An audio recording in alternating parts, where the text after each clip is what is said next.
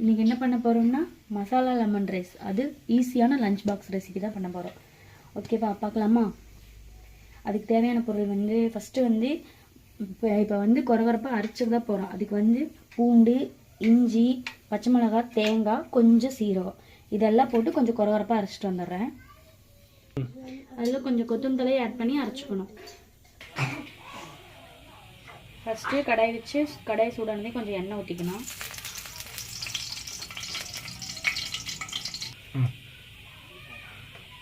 எண்ணெய் நல்லா சூடானதுக்கப்புறம் கொஞ்சம் கடுகு, கொஞ்சம் கடலைப்பருப்பு, உளுந்தம்பருப்பு. கடுகு கடலைப்பருப்பும் நல்லா பொரிஞ்சதுக்கப்புறம்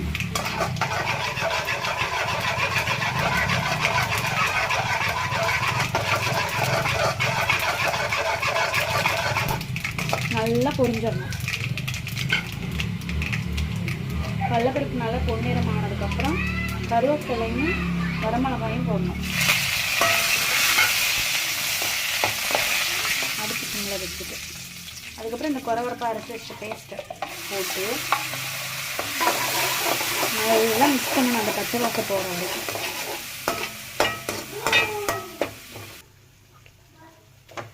மசாலா நல்லா ஃப்ரை ஆயிடுச்சு. நடக்கலை கொஞ்சமாக நடக்கலை போட்டால் டேஸ்ட் இன்னும் ஜாஸ்தியாக நல்லாயிருக்கும். அதுக்காக தான். இதுக்கப்புறம்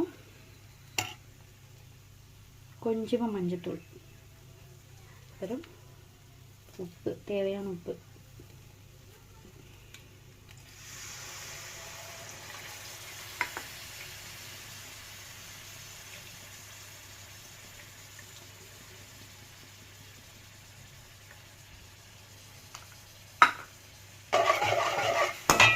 நல்லா வணங்கணும்.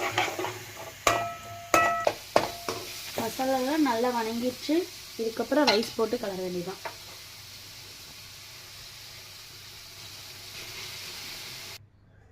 மசாலா லெமன் ரைஸ் ரெடி ஆயிடுச்சு. கடைசியாக ஒரு ஸ்பூன்